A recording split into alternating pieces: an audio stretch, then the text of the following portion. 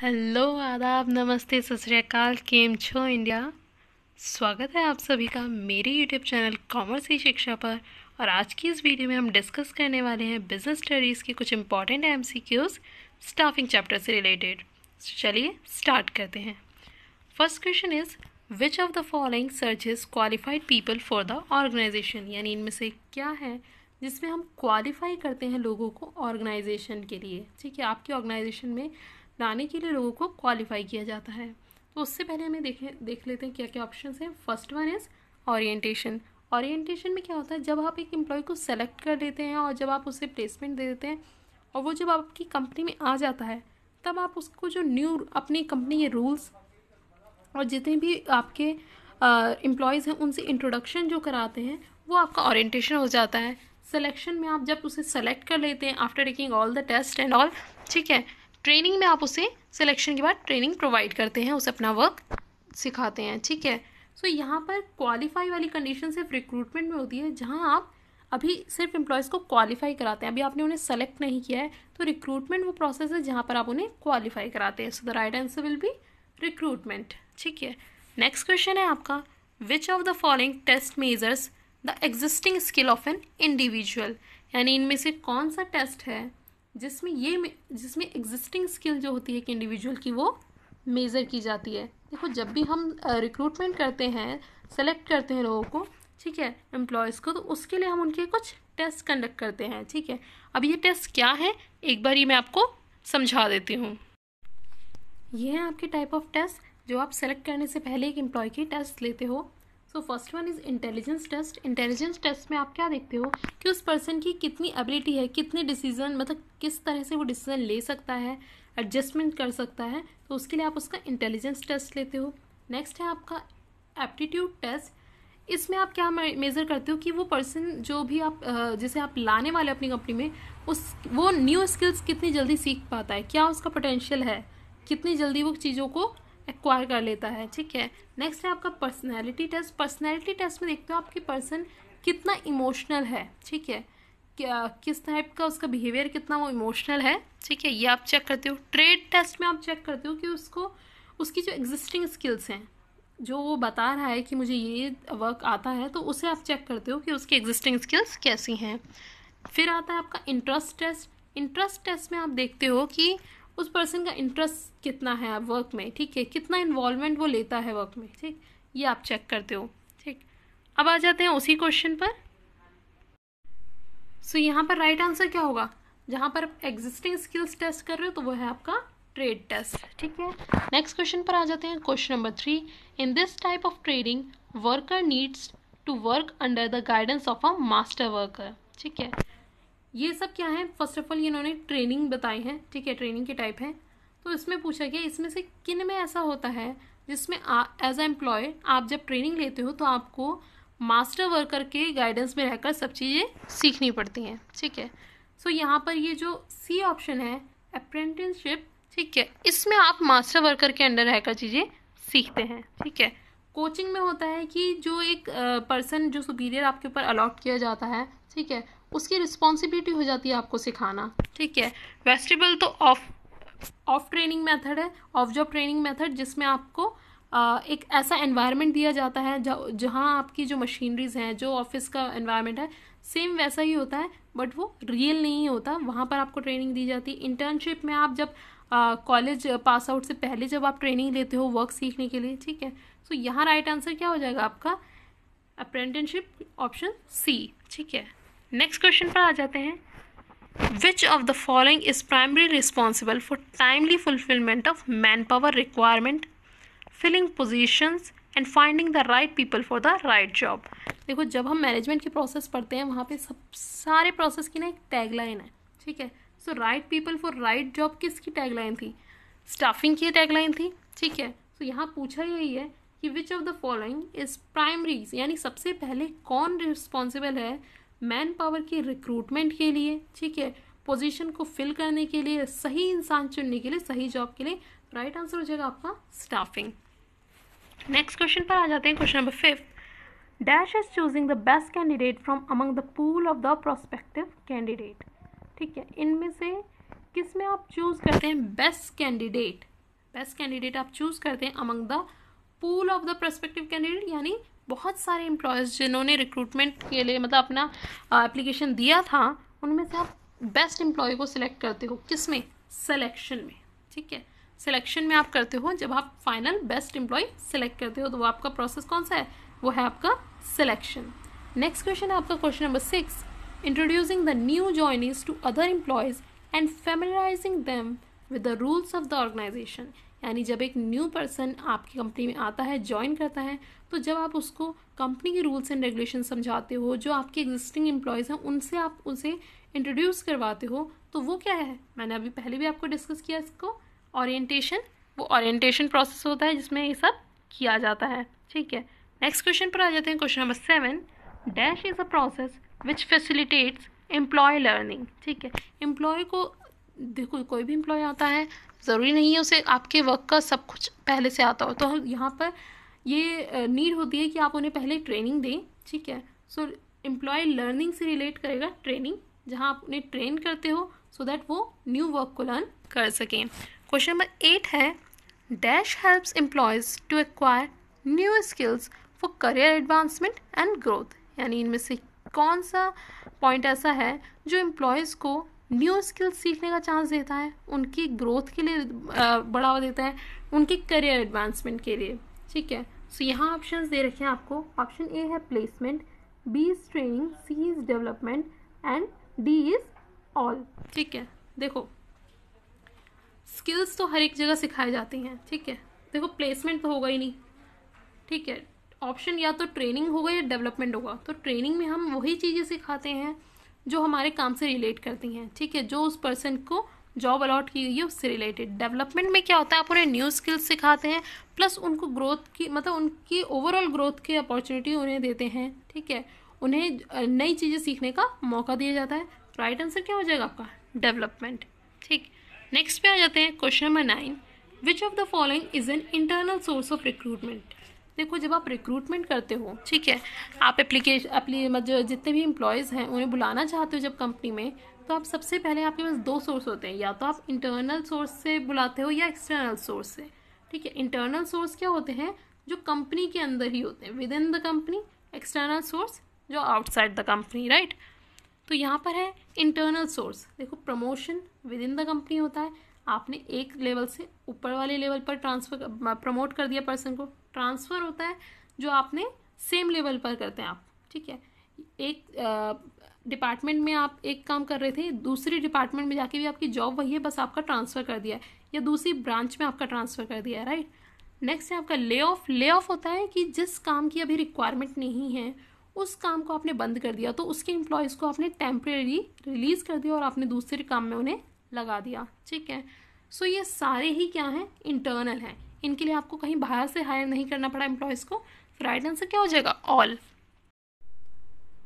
Next है आपका question number 10, which of the following external source of recruitment is suitable for hiring unskilled और casual workers. यानी आपने recruitment करनी है और कहाँ से करनी है? इंटरनल नहीं, एक्सटर्नल सोर्स से। एक्सटर्नल सोर्स से हायर करनी है, वो भी अनस्किल्ड वर्कर्स। ठीक है, तो आप कौन सा मेथड यहाँ पर बेस्ट रहेगा? देखो कैंपस रिक्रूटमेंट में आप जाते हो, वहाँ पे आप कॉलेज से स्टूडेंट्स को हायर करते हो जो फाइनल ईयर में होते हैं। एडवर्टाइजमेंट में ह्यूज एक्सपेंस लगता है। ठीक है, तो उसके अनस्किल्ड वर्कर्स के लिए एडवर्टाइजमेंट देना इज़ नॉट सो प्रॉफिटेबल। ठीक है, लेबर कॉन्ट्रैक्टर में होता है जब आपको बहुत सारी लेबर चाहिए होती है for a short period of time. So ये तीनों ही ऑप्शन आपके गलत हो जाएंगे और राइट आंसर होगा आपका डायरेक्ट रिक्रूटमेंट। डायरेक्ट रिक्रूटमेंट में क्या होता है कि आपने जस्ट एक नोटिस लगा दिया कि हमें इतने एम्प्लॉयज़ की रिक्वायरमेंट है। ठीक है, और जो भी पर्सन उसमें इंटरेस्टेड हो वो अपना CV हमें दे सकते हैं। ठीक है, सो ये जो ऑप्शन है ये सबसे चीपेस्ट भी है, प्लस इसमें आपको इतना ज़्यादा एम्प्लॉय आपके पास नहीं आएंगे। ठीक है, इन तीनों ही आप केस में आपके पास बहुत सारी एप्लीकेशंस आ जाएंगी। डायरेक्ट रिक्रूटमेंट में जो उस चीज़ को नोटिस करेगा वही आएगा आपके पास। ठीक है, प्लस इसमें आपको कहीं बाहर जाना भी नहीं पड़ेगा, आपके पास बैठे बैठाए आपके पास एम्प्लॉयज़ आ जाएंगे और आपको ज़्यादा इन्वेस्टमेंट भी नहीं करनी है। ठीक, नेक्स्ट क्वेश्चन पर आ जाते हैं। Which of the following is an important merit of internal source of recruitment. यानी आप जब रिक्रूटमेंट करेंगे इंटरनल सोर्स से, तो उसके क्या बेनिफिट होते हैं आपके पास।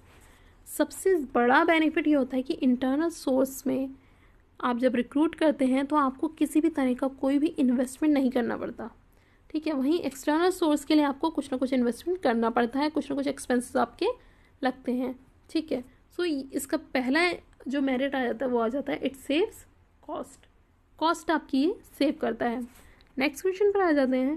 Question number 12, which of the following is an important merit of external source of recruitment. यानी अब यहाँ पे पूछा है किसका merit, external source of recruitment का, यानी जब आप बाहर से करते हो रिक्रूटमेंट, ठीक है। सो देखो बाहर से करने में आपके पास थोड़ा सा आपने बहुत मतलब मनी आपका लगता है, एक्सपेंस हो जाते हैं, बट आपके पास वाइडर चॉइस आ जाती है। एन नंबर ऑफ एम्प्लॉयज़ में से आप सेलेक्ट कर सकते हो बेस्ट एम्प्लॉय आपकी कंपनी के लिए, ठीक है। सो मेन मेरिट इसका यही हो जाता है, यहाँ पर आपके पास वाइडर चॉइस होती है, बहुत सारे एम्प्लॉयज़ की चॉइस होती है, ठीक है। क्वेश्चन नंबर 13 है, which of the following is not a type of selection test. इनमें से कौन सा सिलेक्शन टेस्ट का टाइप नहीं है।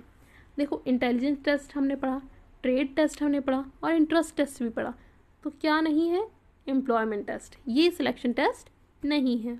नेक्स्ट है question number 14, which statement about training is true. Training के बारे में इनमें से कौन सी स्टेटमेंट सही है। It helps develop future manager, ये फ्यूचर मैनेजर्स को डेवलप करने में हेल्प करती है। एब्सेंटिज्म रिड्यूस करती है। Lead to high morale and job satisfaction, यानी जो एम्प्लॉय हैं उन्हें वो ट्रेनिंग देती है सो दैट उनके अंदर भी जॉब सेटिस्फेक्शन आए और उनका मोरल बूस्ट हो, ठीक है। एब्सेंटिज्म रिड्यूस करती है, यानी उनको जब आप प्रॉपर ट्रेनिंग देते हो तो वो लोग ना बहुत अच्छे तरीके से वर्क करना शुरू कर देते हैं और वो मोटिवेट होते हैं वर्क करने के लिए और एब्सेंट नहीं होते हैं, ठीक है, छुट्टियां नहीं करते हैं, ठीक। सो और एंड डी ऑप्शन है आपका ऑल ऑफ द गिवन। तो देखो ये तीनों ही पॉइंट्स वैलिड हैं, ट्रेनिंग से रिलेटेड ट्रू है। सो राइट आंसर क्या हो जाएगा, ऑल ऑफ द गिवन, ठीक। क्वेश्चन नंबर 15 है आपका, which of the following is an of the job training method. Of the job यानी अब देखो ट्रेनिंग के दो मेथड होते हैं, ऑन द जॉब और of the job. On the job यानी आप क्या कर रहे हैं, आपने एम्प्लॉय को ज्वाइन करवा लिया और काम के साथ साथ आप उसे ट्रेनिंग दे रहे हैं। ऑफ द जॉब में बिफोर ज्वाइनिंग आप उसे ट्रेनिंग देते हैं, ट्रेन करने के बाद आप उसे ज्वाइन करवाते हैं, ठीक है। सो यहाँ पर ऑफ द जॉब ये मैंने अभी पहले भी डिस्कस किया था, ऑप्शन सी वेस्टिबल।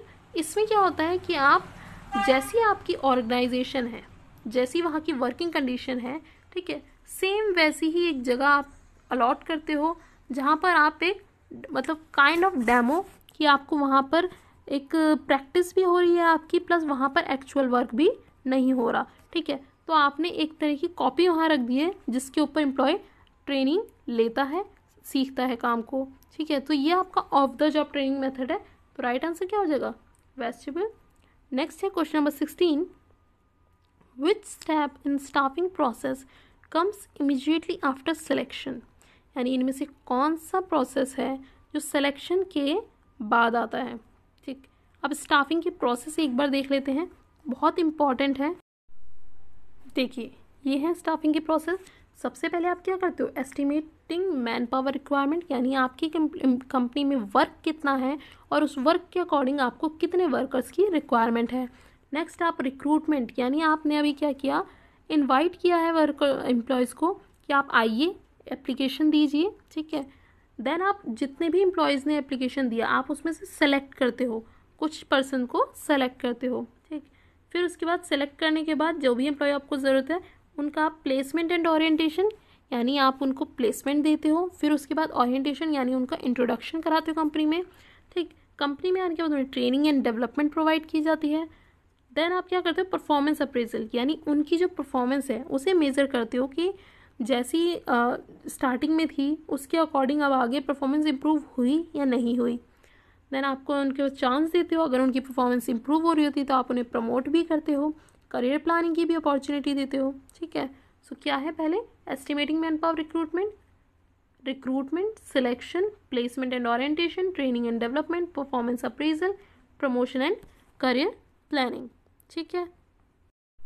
अब यहाँ पे ऑप्शंस देख लीजिए कि सिलेक्शन के बाद कौन सा प्रोसेस स्टेप आता है, तो हमने देखा कि हमने जब सेलेक्ट किया, सेलेक्ट करने के बाद क्या था, प्लेसमेंट एंड ओरिएंटेशन, तो राइट आंसर क्या हो जाएगा, बी। ठीक है, नेक्स्ट क्वेश्चन है विच step in selection process comes immediately after employment interview. ठीक है, एम्प्लॉयमेंट इंटरव्यू के बाद कौन सा ऑप्शन आता है, इसको भी एक बार देख लेते हैं। ये देखिए, ये है आपका प्रोसेस ऑफ सिलेक्शन। सिलेक्शन करने के लिए यानी जब एक बार रिक्रूटमेंट हुई, रिक्रूटमेंट के बाद एन नंबर ऑफ एम्प्लॉयज़ में से आप बेस्ट को कैसे सेलेक्ट करेंगे, उसका ये पूरा प्रोसेस है।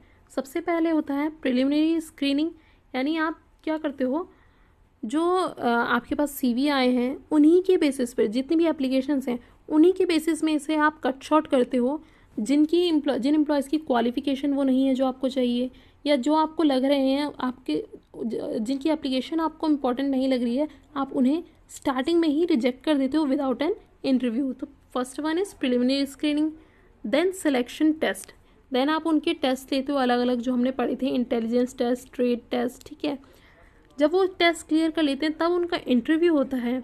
इंटरव्यू, एम्प्लॉयमेंट इंटरव्यू हुआ, फेस टू फेस इंटरव्यू हुआ, उसके बाद आप उनका जब वो इंटरव्यू भी क्लियर कर लेते हैं तो मेडिकल एग्जामिनेशन होता है कि वो फिजिकली फिट है या नहीं है। ठीक, देन आप सिलेक्शन डिसीजन लेते हो कि हाँ अगर वो पर्सन मेडिकली फिट है तो हम उसे सेलेक्ट करेंगे।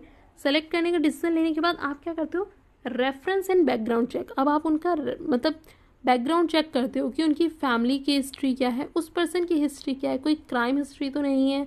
ठीक है, या उसका जो पहले जहाँ काम करते थे वहाँ का एक्सपीरियंस कैसा था। ठीक है, सो वो सब आप चेक करते हो। देन आप उनको, जब आप फुल्ली सेटिस्फाई हो जाते हो, आप उन्हें जॉब ऑफर दे देते हो। फिर आप उनसे कॉन्ट्रैक्ट ऑफ एम्प्लॉयमेंट साइन कराते हो कि ये हमारी टर्म्स एंड कंडीशंस हैं जो आपको माननी पड़ेगी। आई होप क्लियर हुआ होगा। अब देखते हैं आपका ऑप्शन।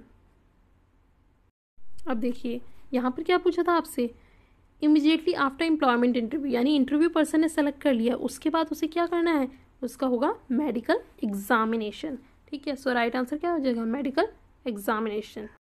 क्वेश्चन नंबर 18 है dash determine the number and type of personnel required to perform job. ठीक है, इनमें से किससे पता लगता है कि हमारी कंपनी में कितने एम्प्लॉयज़ की नीड है, कितने एम्प्लॉयज़ की ज़रूरत है। ठीक है, तो सबसे पहले हम क्या करते हैं, हम एनालाइज करते हैं कि कितना हमारे यहाँ वर्क है और उसके अकॉर्डिंग कितने वर्कर्स की रिक्वायरमेंट है। तो क्या होगा फर्स्ट स्टेप इसमें, वर्कलोड एनालिसिस। आप वर्क को एनालिसिस करते हो सबसे पहले। ठीक है, क्वेश्चन नंबर 9 पे आ जाते हैं। Dash result in higher responsibility and hike in salaries, यानी इनमें से किस में ज़्यादा चांसेस आपकी सैलरी और रिस्पॉन्सिबिलिटी दोनों ही बढ़ जाती हैं। ठीक है, सो यहाँ पर देखो ट्रांसफ़र में तो सेम लेवल पर ही जाते हो तो सैलरी भी नहीं बढ़ेगी, जॉब रोटेशन में भी ऐसे ही होता है, बट प्रमोशन एक ऐसा है जहाँ पर आपकी रिस्पॉन्सिबिलिटी भी बढ़ती है कि आपको अपने से अपर लेवल पर भेज दिया जाता है, प्लस आपकी सैलरी भी हाइक होती है। ठीक है, नेक्स्ट है question number 20, dash helps in improvement the aptitude of an employee, यानी एम्प्लॉय का एप्टीट्यूड इनमें से किससे इम्प्रूव होता है, डेवलपमेंट से, एजुकेशन से और ट्रेनिंग से। ठीक है, सो यहाँ राइट आंसर हो जाएगा क्या, ट्रेनिंग। जो हम ट्रेनिंग देते हैं उसी से वो नई चीज़ सीखते हैं। ठीक, नेक्स्ट पे आ जाते हैं 21। Question number 21 is in dash employees are trained on the dummy model. Dummy model पर सिखाया जाता है जिसमें एम्प्लॉयज़ को, वो कौन सा ऑप्शन है, देखो अप्रेंटिसशिप ट्रेनिंग, इंटर्नशिप और इंडक्शन ट्रेनिंग, इन सब में कोई मॉडल यूज़ ही नहीं होता। सिर्फ आपके ऊपर जो हायर पर्सन है, जो भी आपके सुपीरियर हैं, वो आपको ट्रेन करते हैं। पर डमी मॉडल का यूज़ होता है जहाँ पर एक्चुअल वर्किंग कंडीशंस जैसा ही मॉडल तैयार किया जाता है और उस पर आपको ट्रेनिंग दी जाती है, तो वो है आपका वेस्टिबल ट्रेनिंग, यानी ऑप्शन ए। ठीक है, ऑप्शन ए। नेक्स्ट है आपका question number 22, which of the following is the most common external source of recruitment, यानी सबसे ज़्यादा रिक्रूटमेंट इसी से होती हैं, ये क्या है। सो ये सबसे ज़्यादा आप सबको पता है इस टाइम पर रिक्रूटमेंट जो होती हैं, या तो आपके पास आप तो वेब पोर्टल है आप उस पर भी जा सकते हो, बट सबसे ज़्यादा एडवर्टाइजमेंट टीवी के थ्रू, रेडियो के थ्रू, न्यूज़पेपर के थ्रू। सो सबसे पॉपुलर क्या है, एडवर्टाइजमेंट। ठीक है, नेक्स्ट पर आ जाते हैं, pick the odd one out, इनमें से आपको ऑड वन आउट चूज़ करना है। अब देखो यहाँ पर जो ट्रेनिंग है, सिलेक्शन है, रिक्रूटमेंट है, ये तीनों किसके पार्ट हैं, ये स्टाफिंग के प्रोसेस के पार्ट हैं। ठीक है, स्टाफिंग में ये प्रोसेस चलता है, जॉब कॉन्ट्रैक्ट इसका पार्ट नहीं है। सो ये हम अलग कर देंगे, ठीक है। नेक्स्ट भी pick the odd one out. अब इसमें देखो options, promotion, lay off, transfer, advertisement. Promotion, lay off, transfer, इन तीनों से हम क्या करते हैं, हम इंटरनल रिक्रूटमेंट करते हैं, ठीक है। इंटरनल हम हायर कर रहे हैं एम्प्लॉयज़ को। ये तीनों क्या है आपके इंटरनल सोर्स ऑफ रिक्रूटमेंट, और ये एक अकेला है जो क्या है एक्सटर्नल सोर्स ऑफ रिक्रूटमेंट। तो राइट आंसर क्या हो जाएगा, एडवर्टाइजमेंट। नेक्स्ट है question number 25, pick the odd one out. अब इसमें से आपको पिक करना है, देखो स्टाफिंग, प्लानिंग एंड कंट्रोलिंग। ये तीनों क्या है, मैनेजमेंट का प्रोसेस है, राइट। मैनेजमेंट में सबसे पहले क्या होता है, planning, then organising, then staffing, then directing, then controlling, ठीक है। सिलेक्शन क्या है, सिलेक्शन इसका सब प्रोसेस है, ठीक है। सिलेक्शन स्टाफिंग के प्रोसेस में आ जाता है। तो ये तीनों तो क्या है, मैनेजमेंट का पार्ट है, और सिलेक्शन एक ऐसा है जो नहीं है। सो राइट आंसर क्या हो जाएगा, सिलेक्शन। क्वेश्चन नंबर 26 है, आइडेंटिफाई द करेक्ट ऑर्डर। अब करेक्ट ऑर्डर आपको बताना है यहाँ पर स्टाफिंग के प्रोसेस का, ठीक है। क्योंकि देखो ये तीनों चारों पॉइंट्स आपको दिख रहे हैं, ये चारों किस में आते हैं, स्टाफिंग के प्रोसेस में। स्टाफिंग में हम सबसे पहले क्या करते हैं, हम सबसे पहले देखते हैं कि हमारे पास काम कितना है, ठीक है, उसके अकॉर्डिंग एम्प्लॉयज़ की कितनी नीड है। तो सबसे पहले हम वर्कलोड एनालिसिस करते हैं, फिर उसके बाद हम रिक्रूटमेंट करते हैं, देन आप सिलेक्शन करोगे उनमें से एम्प्लॉयज़ का, देन आप उन्हें ट्रेनिंग दोगे। तो पहला ऑप्शन क्या है, 3, then 4, then 1 and 2। So 3, 4, 1, 2, it means right answer will be C, ठीक है, 3, 4, 1, 2। नेक्स्ट क्वेश्चन पर आ जाते हैं, question number 27, which step in staffing aims at encouraging employees to grow and realise their potential, ठीक है। यानी इनमें से किसके थ्रू, किसका एम ये होता है कि वो एम्प्लॉयज़ को एनकरेज करें कि वो ग्रो करें और अपने पोटेंशियल को और पहचानें और ग्रो करें, ठीक है। सो यहाँ पर जो ऑप्शन आपको दिखता है, प्रमोशन एंड करियर प्लानिंग।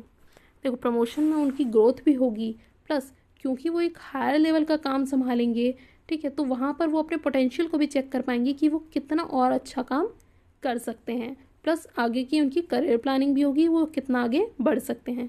सो यही होगा आपका राइट आंसर। नेक्स्ट आ जाते हैं आप question number 28, very important question, identify the correct option. इसमें आपको क्या करना है, करेक्ट ऑप्शन आइडेंटिफाई करना है। देखो trade test, personality test, aptitude test, interest test, और ये आपको बता रखे हैं कि इसमें हम क्या मेज़र करते हैं। तो ट्रेड टेस्ट तो हम पढ़ चुके हैं कि एग्जिस्टिंग स्किल्स को मेज़र करने के लिए यूज़ किया जाता है, ठीक है। पर्सनैलिटी टेस्ट आपका मैच्योरिटी को देखने के लिए किया जाता है। एप्टीट्यूड टेस्ट देखा जाता है कि आपका कितना पोटेंशियल है टू लर्न, ठीक है। इंटरेस्ट टेस्ट देखा जाता है कि आपका कितना इन्वॉल्वमेंट है, वर्क में कितना इंटरेस्ट है, ठीक। सो राइट आंसर आपका क्या हो जाएगा, ए का 3, बी का 1। सो यहाँ पर एक पहला ही ऑप्शन है जिसमें लिखा है कि ए का 3, बी का 1, सी का 4 और डी का 2। तो ये होगा जाएगा राइट आंसर। नेक्स्ट है आपका question number 29, pick the odd one out, ठीक है। इसमें आपको ऑड वन आउट चूज़ करना है। First one is television advertisement, next is newspaper advertisement, then web publishing and casual callers. देखो ये चारों आपके वैसे हैं क्या, ये चारों आपके एक्सटर्नल सोर्स ऑफ रिक्रूटमेंट है, चारों ही एक्सटर्नल सोर्स ऑफ रिक्रूटमेंट है जिसमें आप बाहर से एम्प्लॉयज़ को बुला रहे हो। बट यहाँ पर ये जो तीनों हैं, टेलीविज़न, न्यूज़पेपर और वेब पब्लिशिंग, इन सब में आपको कहीं ना कहीं कुछ कॉस्ट इन्वॉल्व करनी पड़ती है। जो एडवर्टाइजमेंट आप दोगे वो आपके लिए एक एक्सपेंस है, वेब पब्लिशिंग भी दोगे वहाँ पे भी आपका एक्सपेंस लगता है, ठीक है। सो इन सब में आपको कुछ कॉस्ट लगानी पड़ती है। बट जो कैजुअल कॉलर्स है इसमें आपको ऐसा कुछ नहीं करना पड़ता। इसमें क्या होता है कि आपके पास जो पहले के CV पड़े हैं, लोगों के पहले की एप्लीकेशंस पड़ी हैं, उसमें से आप कुछ सिलेक्ट करते हो और उनको कॉल कर कर बुला लेते हो, ठीक है। सो इसलिए राइट आंसर क्या हो जाएगा, कैजुअल कॉलर्स। नेक्स्ट है आपका stipend is paid in. Question number 30 है स्टीपेंड। देखो जब एक पर्सन को आप हायर करते हो अपनी कंपनी में एज एम्प्लॉय, तो आप उसे क्या पे करते हो, उसे सैलरी पे करते हो, राइट, उसे आप सैलरी पे करते हो। वहीं अगर कोई एम्प्लॉय एज अ इंटर्नशिप आपके यहाँ वर्क कर रहा है, ठीक है, इंटर्नशिप ट्रेनिंग ले रहा है, तो आप उसे फुल सैलरी तो प्रोवाइड नहीं करते हो, राइट। कुछ अमाउंट आप उसे प्रोवाइड करते हो क्योंकि वो एक तो शॉर्ट पीरियड के लिए ही आपके पास आया है, ठीक है। सो इंटर्नशिप ट्रेनिंग में आप उसे कुछ अमाउंट प्रोवाइड करते हो और उसी को कहा जाता है स्टीपेंड। राइट आंसर क्या हो जाएगा, बी। तो ये बहुत इंपॉर्टेंट क्वेश्चन है कि स्टीपेंड किस में पे किया जाता है, वो आपका पे किया जाता है इंटर्नशिप ट्रेनिंग में। आई होप आपको एक वीडियो पसंद आई होगी। अगर आपको पसंद आई है तो प्लीज़ इसे लाइक कीजिए, सब्सक्राइब कीजिए मेरे चैनल को ऐसी और वीडियोस के लिए, और देखते रहिए मेरा ये channel. Thank you so much for watching the video.